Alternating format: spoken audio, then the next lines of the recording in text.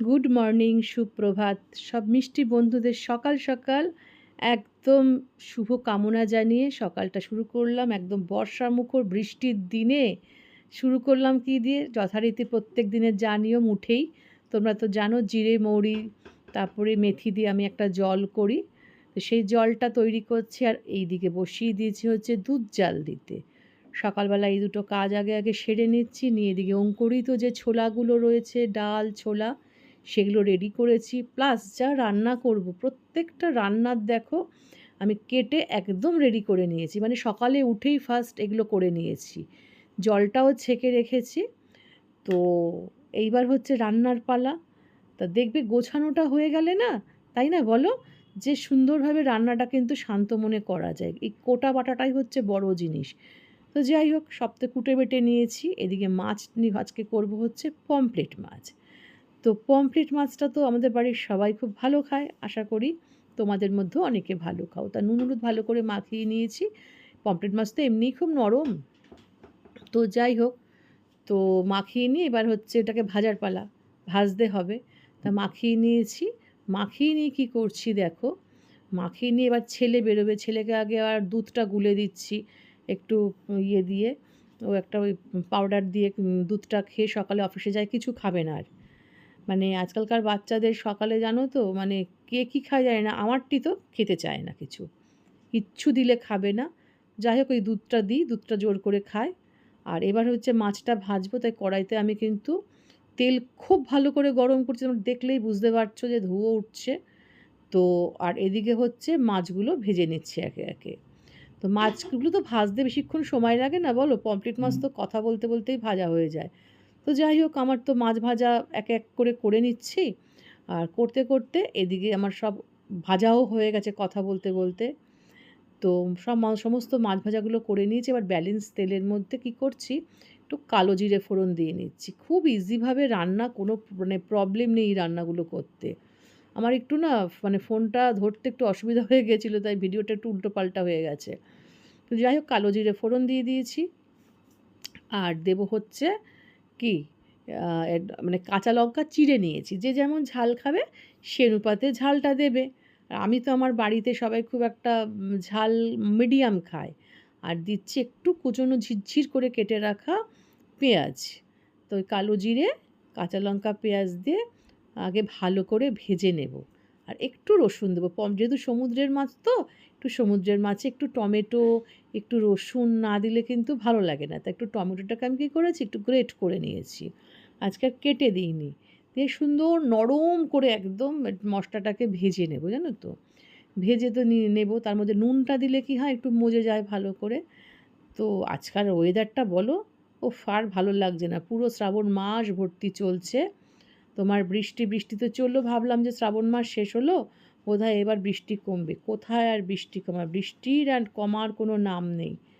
তো কী করব, তার মধ্যে তো বলো আমাদের চলতে হবে।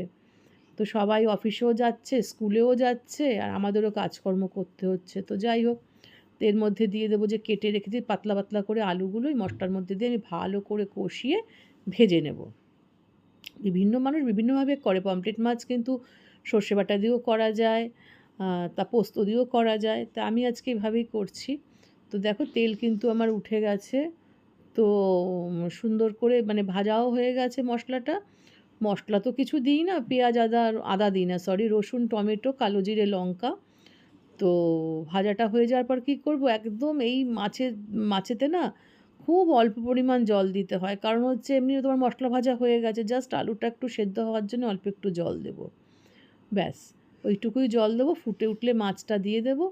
দিয়ে দিলে হবে কি, একটু জাস্ট মাখো মাখো হলেই নামিয়ে দেবো। একটু ধনেপাতা হলে ভালো হতো, কিন্তু ধনেপাতা তো নেই। শীতকালে যেমন সবসময় শীতকালভর ফ্রিজে তোমার ধনেপাতা থাকে। ধনেপাতা দিলে দেখবে একটা আলাদা স্বাদও হয়, আর মানে খেতেও ভালো লাগে। তো শীতকালে ধনেপাতার কিন্তু স্বাদ আলাদা। আর এখনকার অসময়ের ধনেপাতায় স্বাদ হয় না। তো যাই হোক, মাছগুলো দিয়ে দিলাম। যেই ঝোলটা ফুটে উঠেছে মাছগুলো দিয়ে দিলাম। একটা মেজারমেন্ট করে একটু মাখো মাখো ঝোল ঝোল হবে, কারণ ভাতটা তো মেখে খাবে বলো।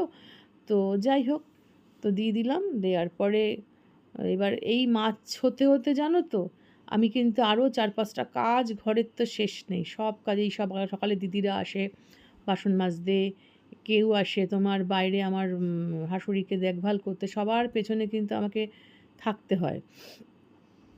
তো যাই হোক, এই করতে করতে মাছের ঝোল হচ্ছে, এদিকে কিন্তু আমি ভাতও বসিয়ে দিয়েছি, জানো তো। আর তোমরা তো জানো যে আমি ভাতে একটা করে সেদ্ধ দিই। তো আমি কিন্তু একটা গাজর সেদ্ধ দিয়ে দিয়েছি। গাজর কিন্তু মেখে খাই না, আমি এমনিই খেয়ে নিই একটুখানি নুন দিয়ে। তো যাই হোক, কারণ হচ্ছে গ্যাসে দুটো মানে হতে থাকলে না তাড়াতাড়ি হয়ে যায়। আর এদিকে দেখো বেগুন ভাজা করছি। বেগুন ভাজা করছি, তার কারণ হচ্ছে দেখো, কথা বলবো কি, এবার বাড়িতে কাজ হচ্ছে, তোমরা শুনতে পাচ্ছ কি না, ঠক ঠক ঠক ঠক ঠক ঠক ঠক ঠক আওয়াজ হচ্ছে। এদিকে আমি একটা মেজারমেন্ট বলছি, সরি, কাঁচা লঙ্কা দিয়ে দিলাম, দেবো একটু মৌরি, একটু আদা দিয়ে একটা ডাল বানাবো, বিউলির ডাল আজকে, যার জন্য বেগুন ভাজাটা করেছি। তো ওই মৌরি দিয়ে, এটা দিয়ে আমি করে নিচ্ছি হচ্ছে কি বলে, একটা মশলা করে নেব। মিক্সিতে না এই মশলাগুলো করলে কথা বলতে পারছি না, এখন ঠক ঠক আওয়াজ করছে।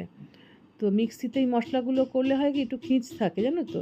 তা আমি কী করি, আবার ছাঁকনিতে ছেঁকে নিই। তা কড়াইতে দিয়ে দিয়েছি হচ্ছে সাদা তেল। আমি কিন্তু বিউলির ডাল সাদা তেলে করি। আর তেলে না একটু শুকনো লঙ্কা ফোড়ন দিলে বিউলির ডালটা খেতে ভালো লাগে।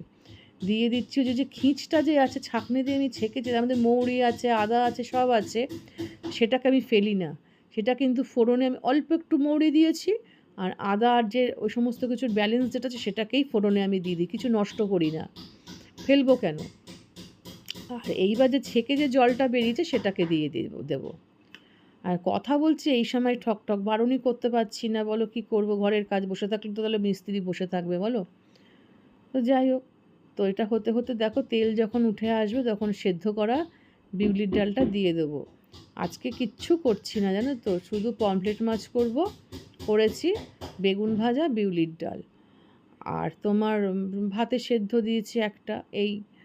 আর তোমার সকালবেলায় ডালটা সেদ্ধ করে রেখে দিয়েছিলাম। তো আমার দেখো সুন্দর করে কিন্তু আদা, মৌরি, সব কিন্তু লঙ্কা সুন্দর করে ভাজা হয়ে গেছে, কারণ একটা সুন্দর স্মেল বেরিয়ে এসছে।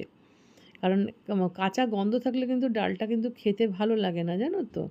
তাই সুন্দর করে এটাকে ভেজে নিতে হয়। ভেজে নিয়েছি যার জন্যে, ভেজে নেওয়ার পরে কি করব দেখো, এইটা না জানো তো ভুল একটু এডিট হয়ে গেছে, দুবার করে যে বাটিতে দেখাচ্ছে না, এটা একটু ভুল হয়ে গেছে। যাই হোক, আমার এই ভুল এটা। তো ওটা তো হয়ে গেছে, এইবার ডালটা আমি দিয়ে দিচ্ছি, বিউলির ডালে না তোমরা কে কীভাবে করো জানি না, আমি কিন্তু হলুদ একদম জাস্ট একটুকুনি দিই, হলুদ দিলে তেতো হয়ে যায়, অল্প একটু জাস্ট দিই, একটু তেঁতুল বলছি, হলুদ। আর হিং দিই, হিংটা তেলেও দিই, আবার অনেক সময় একটু ফুটে ওঠার পরেও আমি একটু কাঁচা হিং দিই। আজকে তেলে দিইনি, আজকে এইভাবে ডাস্ট হিংটা জাস্ট নামানোর আগে দেবো। আর নামানোর পরে আমি একটু ঘি দিয়ে দিই, বা অনেক সময় কড়াইয়ের গ্যাসটা বন্ধ করে দিয়ে দিই, আমার হাতেই তৈরি করা ঘি। তো একটু ঘি দিয়ে দিলে, কারণ বিউলির ডালে একটু ঘি না দিলে আর একটু হিং না দিলে ভালো লাগে না। তো আর নামানোর আগে একটু কাঁচা আদা দিয়ে দিই। তোমরা কিভাবে কি করো আমি জানি না, আর আমার পদ্ধতি, আমি এভাবে করি। যাই হোক, তো এই হচ্ছে বিউলির ডাল, আমার রান্না প্রায় শেষের পথে। তার মধ্যে তো অযোধ্যার বৃষ্টি, একবার বাইরে জামাকাপড় মেলছি, তুলছি, এই দেখো ঘি, আমার হাতে করা ঘি, গ্যাস বন্ধ করে দিয়েছি, দিয়ে ঘিটা দিয়ে এইবার নামিয়ে দেবো। তো যাই হোক, ডাল হয়ে গেল আমার। তাহলে দেখতেই পাচ্ছ যে পমফ্রেট মাছ, বেগুন ভাজা, ডাল, বলো খারাপ কিছু? এই সব রান্না করতে ঝামেলা আছে, মনে হয় যে একটু একটু, তো সব গুছিয়ে করা কিন্তু একটা ঝামেলা। মিউজিক দিচ্ছে একদম পিটিয়ে পিটিয়ে। ও, তো যাই হোক, তোমাদের যদি ভালো লেগে থাকে আমার এই নিত্যদিনের রান্নাঘরের হেসেলের, আমি যা কর্মকাণ্ড করি সেগুলো তোমাদের তো একটু একটু করে দেখাই। তো যদি তোমাদের দেখতে ইচ্ছা করে, যদি তোমাদের ভালো লেগে থাকে, তাহলে অবশ্যই অবশ্যই কী করবে, একটা লাইক, শেয়ার, কমেন্ট অবশ্যই তো আমার প্রাপ্য হয়ে থাকতে পারে। আর যদি ভালো লেগে থাকে অবশ্যই তোমরা করো। আর নতুন বন্ধুদের উদ্দেশ্যে বলবো, পাশে থাকা বেল আইকনটা প্রেস করে অবশ্যই অবশ্যই কিন্তু আমার পরিবারের বন্ধু হয়ে যেও। আর তোমরা সবাই ভালো থেকো, সুস্থ থেকো, সাবধানে থেকো, নিরাপদে থেকো। তাহলে আজকে আসছি, টাটা।